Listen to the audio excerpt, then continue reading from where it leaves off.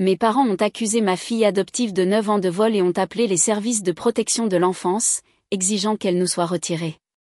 Nous ne pouvons pas la garder, a dit ma mère. Elle a de mauvais gènes. Je n'ai pas crié. J'ai agi. 7 jours plus tard, ce sont eux qui m'appelaient, paniqués, parce que leur vie commençait à s'effondrer. Alors, voici comment tout a commencé. Notre premier dîner de famille officiel chez mes parents avec Eva, notre fille, tout juste sortie de l'aide sociale à l'enfance. Après 3 semaines, nous nous étions préparés comme pour le bac. Eva voulait les impressionner. Didier et moi, nous voulions juste survivre parce que nous savions exactement ce qui était en jeu. Mes parents agiraient-ils comme des grands-parents ou comme des juges lors d'un concours de talent où les gagnants étaient déjà choisis? Maman a ouvert la porte avec son sourire habituel. Vous savez, le genre parfaitement répété, tout droit sorti d'un magazine, mais froid en dessous. Oh, regarde-toi, a-t-elle roucoulé, me tirant dans une étreinte, puis vers Eva. Une si jolie petite chose. Cela ressemblait moins à un compliment pour un enfant qu'à l'admiration d'une nouvelle machine à expresso. Papa est arrivé, a serré la main de Didier, m'a offert son sourire de politicien et a fait un signe de tête à Eva. Le genre de signe de tête qu'on fait à un facteur.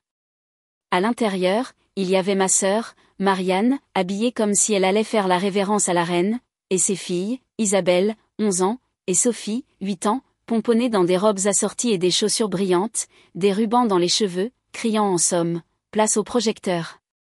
J'ai jeté un coup d'œil autour de moi. Chaque mur s'était transformé en leur panthéon personnel. Photos de Noël, costumes d'Halloween, récital de ballet, ma nièce dans toutes les poses imaginables. Ce sanctuaire n'était pas là avant. Maintenant, c'était un panneau néon géant, ce sont les vraies petites filles, la famille parfaite. Marianne a penché la tête vers Eva. Alors, c'est elle? Grande pour 9 ans. Les enfants sont comme ça de nos jours, a ajouté maman, puis avec un sourire qui aurait pu trancher le verre, nous nous y habituerons.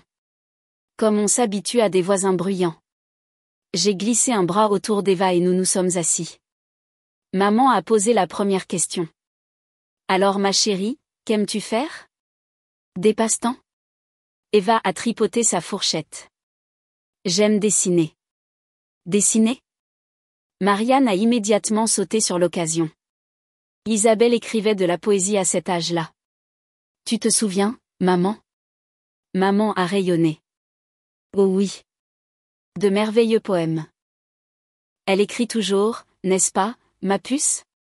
Peut-être nous en partager un plus tard? J'ai expiré entre mes dents. Super. On y va. Le spectacle « Félicitons les petites filles en or ». Isabelle s'est redressée sur sa chaise. J'en ai écrit un sur le printemps hier et elle a récité quelques rimes qui ressemblaient à un devoir d'écolier. Brillant. Maman et papa ont applaudi comme si elle venait d'être nominée pour un prix littéraire. Eva s'est recroquevillée, poussant la purée de pommes de terre sur son assiette comme si cela pouvait la sauver. Je suis intervenue. Eva dessine magnifiquement. Elle a toute une pile de croquis à la maison. Dis-leur, ma chérie, qu'aimes-tu dessiner? Eva a levé un peu les yeux. Des chats et des arbres. Papa a eu un petit rire poli. Le genre qui dit adorable, mais pas impressionnant. Eh bien, Sophie vient de gagner le premier prix de son concours de dessin à l'école, n'est-ce pas, Marianne? Oui, c'est illuminé Marianne.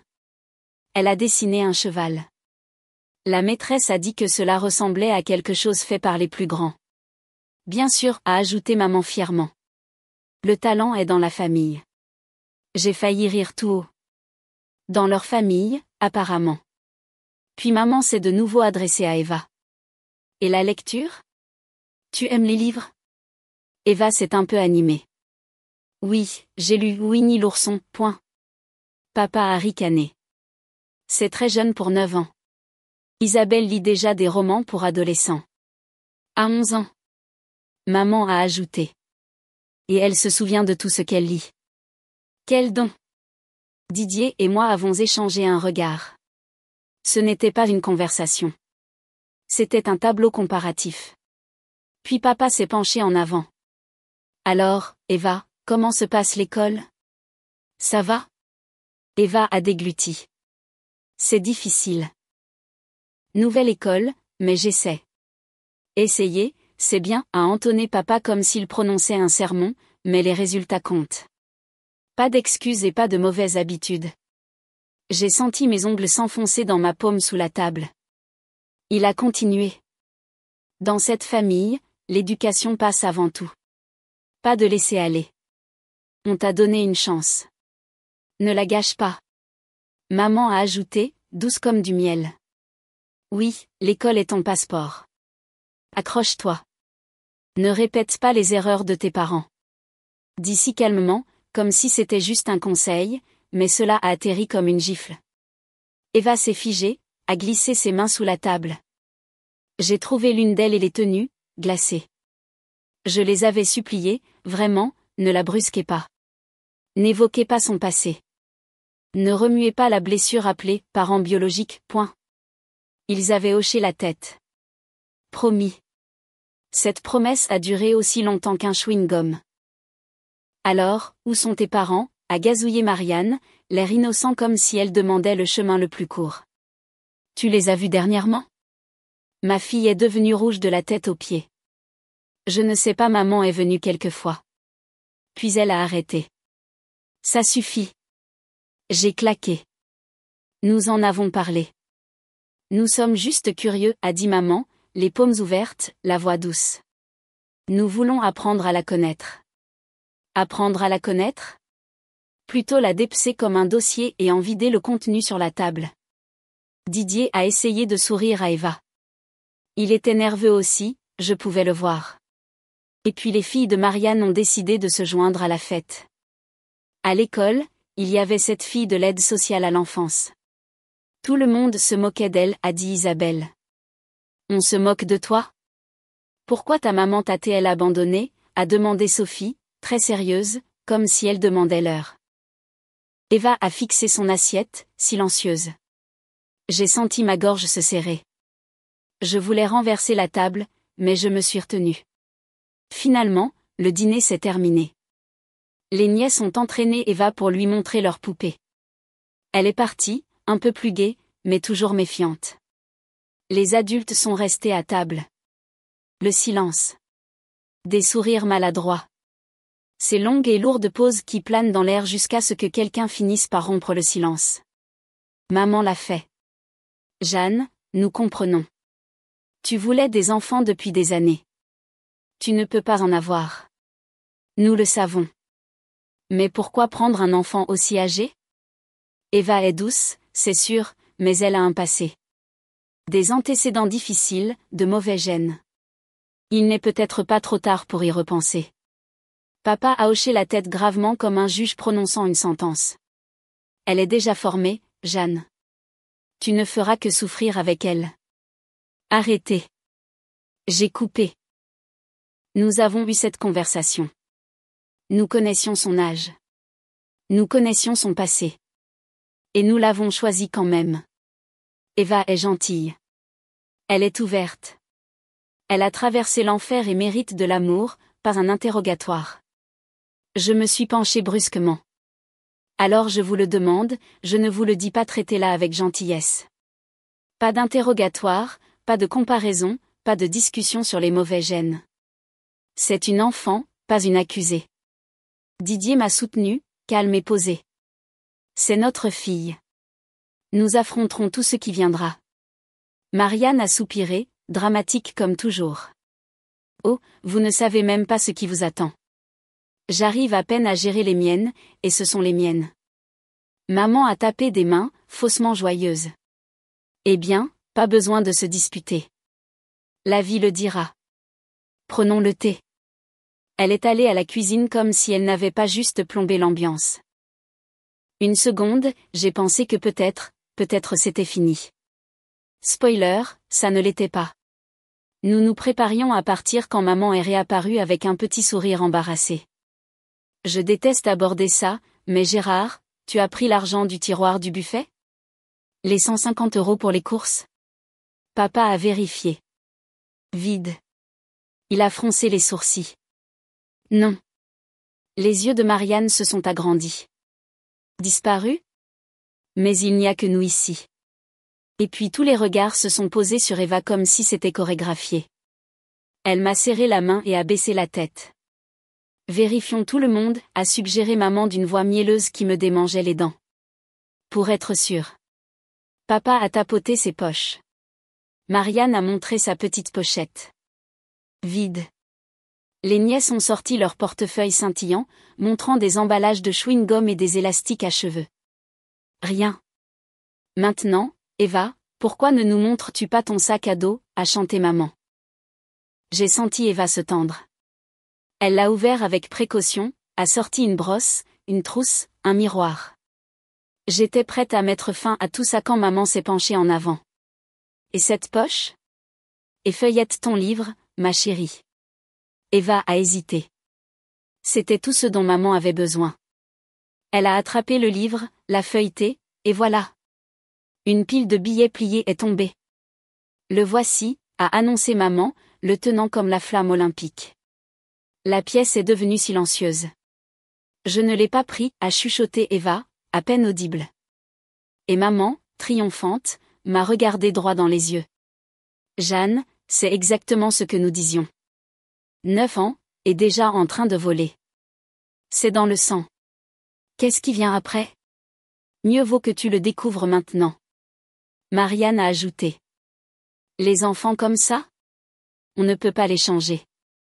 Et puis mes nièces ont gloussé. C'est une voleuse, a dit Isabelle. Voleuse, a fait écho Sophie. Personne ne les a arrêtés. Pourquoi l'aurait-il fait? Le petit cœur d'humiliation faisait partie du spectacle. Je ne l'ai pas pris, a éclaté Eva, sa voix se brisant tandis que les larmes coulaient sur ses joues. Didier a bondi en une seconde, la serrant dans ses bras. Nous savons, ma chérie. Nous te croyons. C'est une erreur. Puis il a fusillé ma mère du regard. Ou une mise en scène. Ça a fait mouche. Maman a reculé comme s'il l'avait giflé. Une mise en scène? De quoi parles-tu?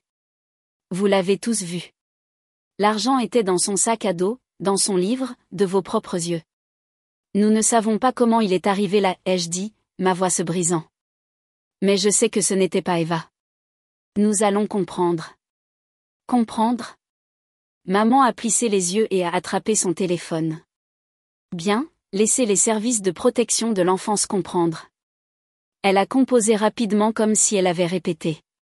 Le numéro mémorisé. Aucune hésitation. Bonjour, c'est Élodie Giraud. Ma fille a un enfant placé, 9 ans, Eva Durand. Elle vient de nous voler de l'argent. Nous ne pensons pas que ce soit sûr. S'il vous plaît, envoyez quelqu'un pour enquêter et la retirer. Vous êtes folle. J'ai bondi pour attraper le téléphone, mais maman a reculé comme si elle s'était entraînée. Sa voix est restée parfaitement calme, sirupeuse même. Elle a des problèmes de comportement.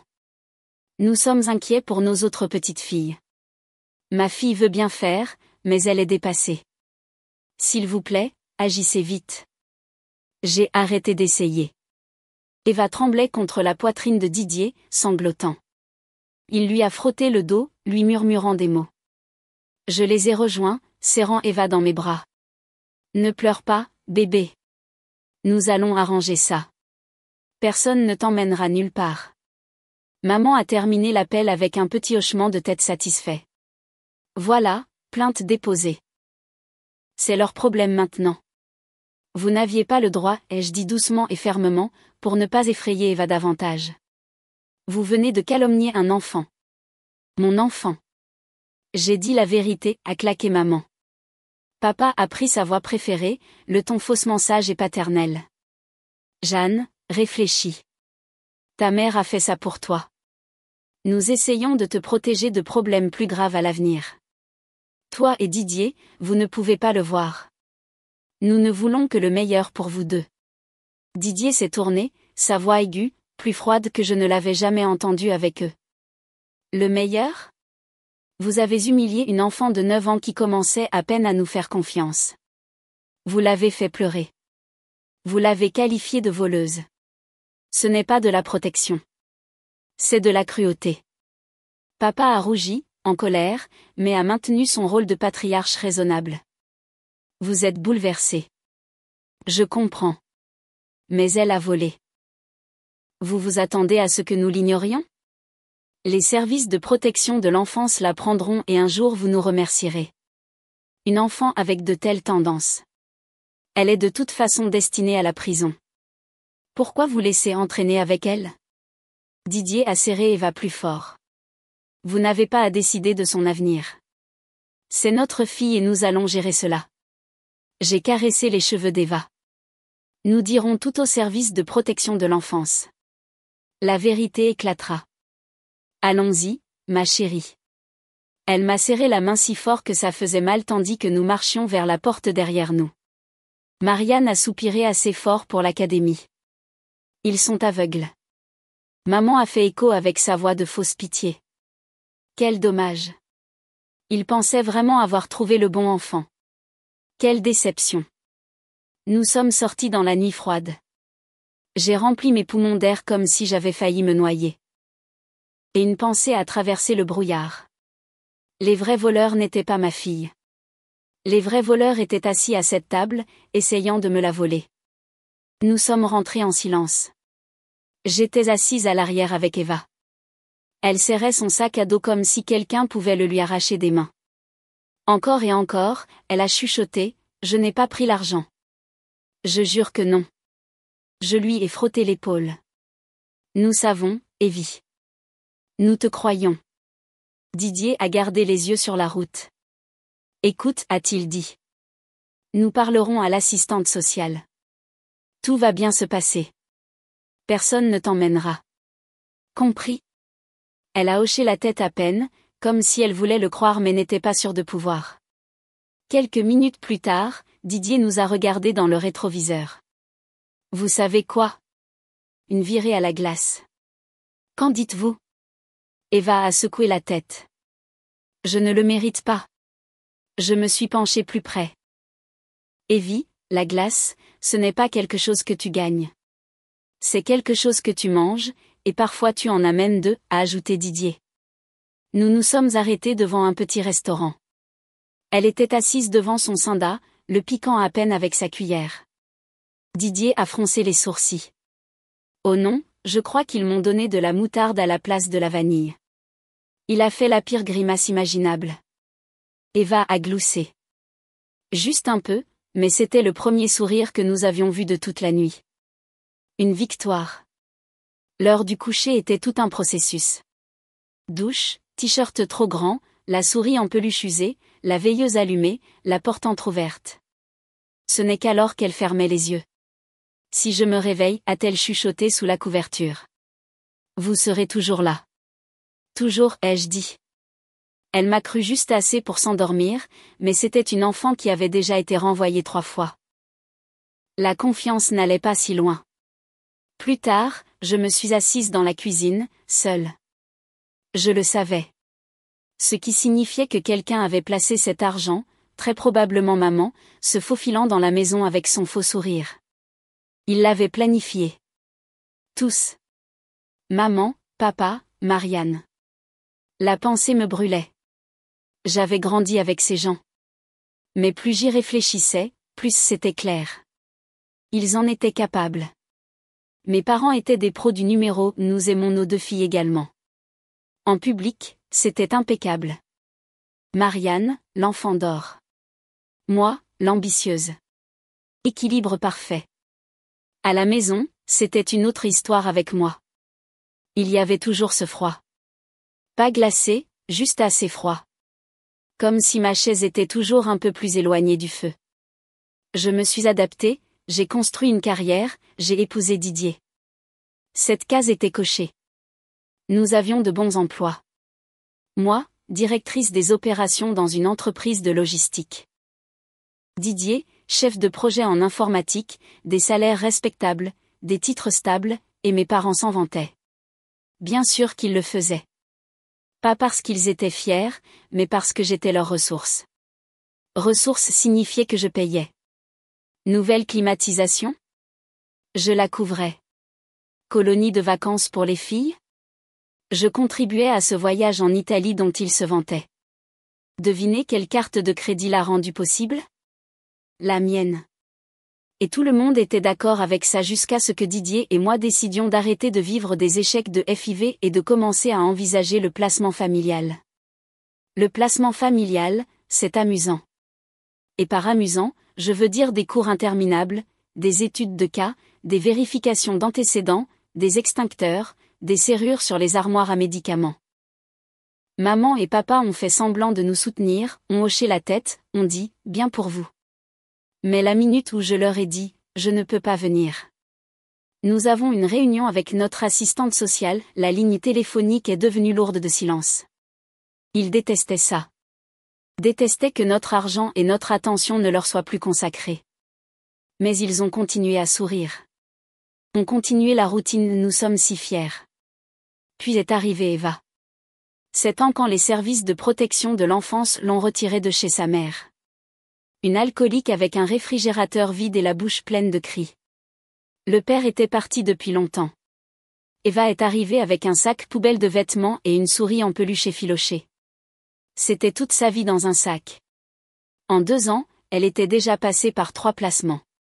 D'abord, un jeune couple. 6 mois plus tard, le gars a perdu son emploi et est parti dans un autre pays. La femme a dit qu'elle ne pouvait pas gérer seule. Retour au service de protection de l'enfance. Ensuite, un couple plus âgé, 8 mois. Ça fonctionnait jusqu'à ce que la mère d'accueil fasse une mauvaise chute et ne puisse pas s'en remettre. Ils ont abandonné. Ce qu'Eva a probablement entendu, c'est « je suis trop difficile ». Le 3e semblait solide. Puis le divorce est arrivé. Dispute, valise, porte qui claque. Eva a été renvoyée à nouveau. Ce qu'elle a probablement pensé, c'est « ils se sont choisis l'un l'autre, pas moi ». Elle a passé quelques semaines dans un foyer de groupe après cela. A appris à laisser ses chaussures près de la porte, à dormir dans le t-shirt qui lui semblait le plus sûr, à ne jamais déballer, car à tout moment on pouvait être remballé et renvoyé.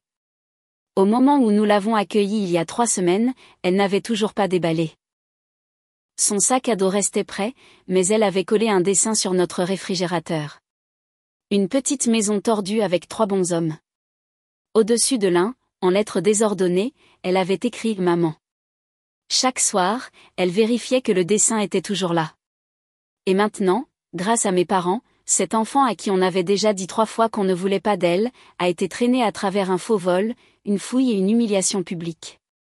Avec le recul, je comprends maintenant. Le ressentiment, les petites piques. Ils ne voulaient pas d'un autre enfant dans le tableau. Ils avaient déjà leurs vrais petits-enfants, les filles de Marianne. Moi. J'étais censée rester pratique, sans enfant, disponible, financièrement utile. Mais c'est fini. Je ne suis plus leur ressource. Et je serais damnée si je les laissais transformer ma fille en un autre sac attendant près de la porte.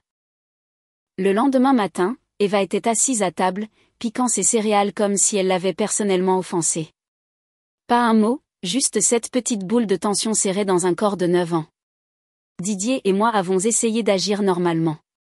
Des blagues, des bavardages légers, tout pour la ramener de ce coin sombre. « Ok » a dit Didier. « Si ton bol pouvait parler en ce moment, que dirait-il » Eva a réfléchi une seconde. « Arrête de me gratter avec la cuillère. » Nous avons tous les deux ri. Elle nous a fait un demi-sourire. Pas grand-chose, mais assez pour savoir qu'elle était toujours là quelque part. Nous avons convenu d'un plan. D'abord, gérer l'aspect technique pour ne pas perdre la tête. Ensuite, l'emmener au parc, lui acheter une glace, essayer de sauver quelque chose qui ressemble à l'enfance. Vous voyez, mes parents avaient une caméra de sécurité à leur porte d'entrée. Devinez qui l'a payé ? Moi. Ce qui signifiait que j'avais les identifiants. Le sac à dos d'Eva avait été accroché dans leur couloir. Peut-être, juste peut-être, allions-nous trouver quelque chose dans l'enregistrement. Nous avons ouvert les archives. Le fichier d'hier, écran noir. Ils avaient éteint la caméra. C'était ça. Preuve que ce n'était pas un coup de tête. C'était scénarisé. Ils avaient décidé de nous saboter avant même qu'Eva n'entre. Peu importait qui elle était, ce qu'elle faisait, comment elle se comportait. Le plan était déjà établi. Planter l'argent. Crier aux voleurs. Appeler les services de protection de l'enfance. J'ai regardé ce carré noir et j'ai senti l'amertume me gagner, pas une rage spontanée. Une froide détermination. Mes parents complotant contre moi comme des méchants dans un feuilleton bon marché. Didier m'a serré la main. Il n'a rien dit, il m'a juste regardé comme il le fait quand il sait que je suis sur le point de craquer. J'ai ravalé les larmes et j'ai laissé la colère brûler à la place. Puis je me suis souvenu de Suzanne, une amie d'enfance, qui habite de l'autre côté de la rue. Elle a une caméra au-dessus de son garage. Je l'ai appelée. Pas d'explication, j'ai juste demandé les images. Elle n'a pas demandé pourquoi. C'est ce que font les vrais amis. 1 heure plus tard, j'étais chez elle, regardant des images granuleuses sur son ordinateur portable. Et là, c'était ma mère, jetant un coup d'œil par-dessus son épaule, fouillant dans des manteaux et des sacs, glissant quelque chose dans le sac à dos d'Eva. Mon cœur s'est glacé. Je m'en étais douté, mais voir la main de ma mère accuser mon enfant de vol, c'était brutal. Elle ne l'a pas juste fait, elle l'a planifié. J'ai copié le fichier et je suis rentrée à la maison. Cette nuit-là, nous l'avons montré à Eva. J'ai mis en pause juste au moment où ma mère glissait l'argent dans son sac. Tu vois, tu disais la vérité. Nous te croyions déjà. Maintenant, nous pouvons le prouver. Eva a regardé, silencieuse. Puis elle s'est précipitée et a enroulé ses 2 bras autour de Didier et moi en même temps.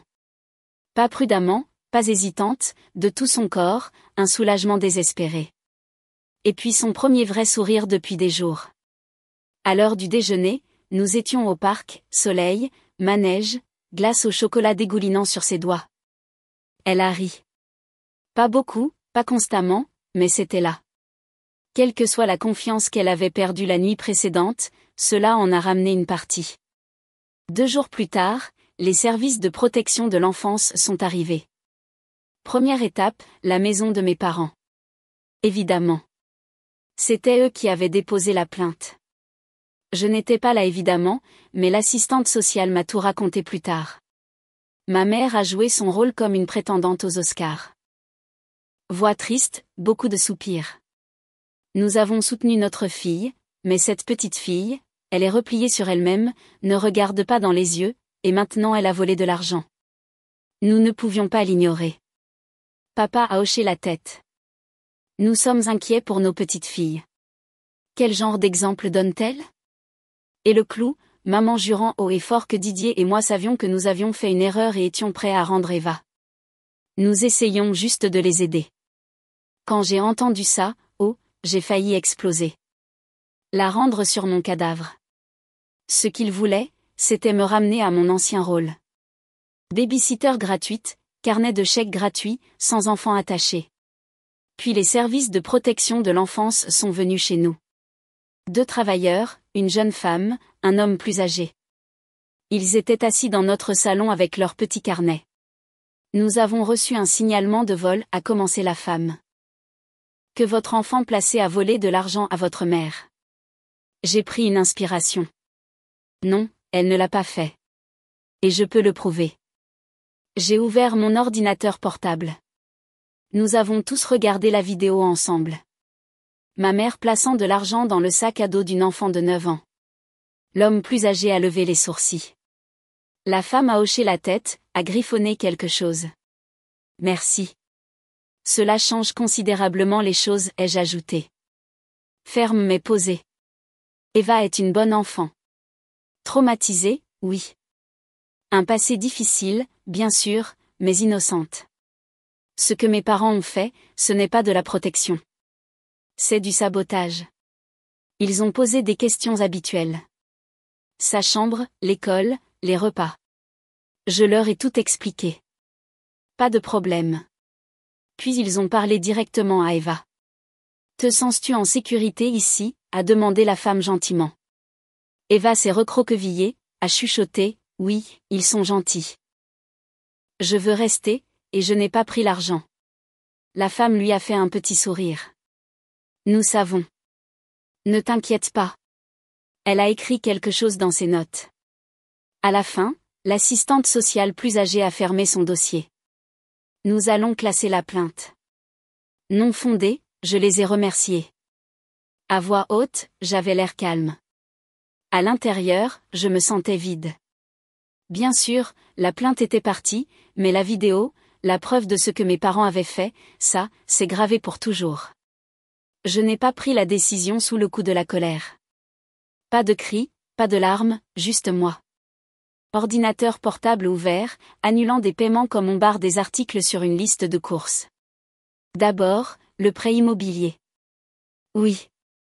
La maison que mes parents exhibent comme leur fierté et leur joie, celle dont chaque centimètre est placardé de photos des petits-enfants parfaits, n'était même pas entièrement la leur. Il y a des années, j'ai commencé à couvrir une partie des paiements pour qu'ils ne stressent pas. À l'époque, ça me semblait généreux.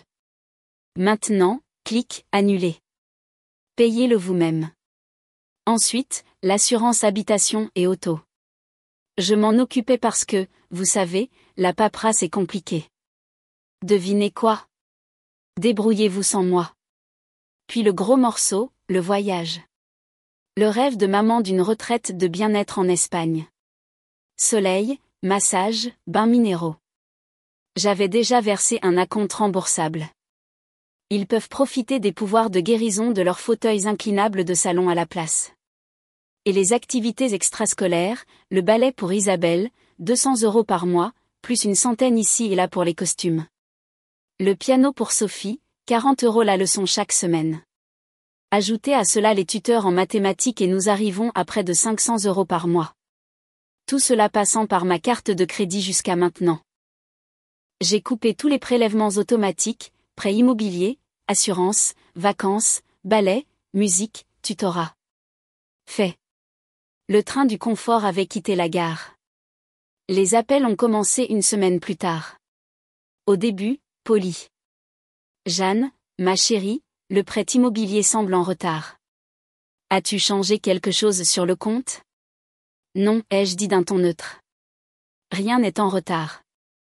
Je ne le couvre juste plus. C'est à vous maintenant. Le masque est tombé vite. Comment ça? Qu'est-ce qu'on est censé faire? Vivre dans la rue? Vous êtes adulte. Vivez selon vos moyens. Puis est venue Marianne, sa voix assez perçante pour briser du verre. As-tu la moindre idée de ce que tu as fait? L'école de ballet a envoyé une facture pour le costume de récital de printemps d'Isabelle. Elle pleure. Sans ça, elle ne sera pas sur scène. Tout le monde dansera et elle restera assise.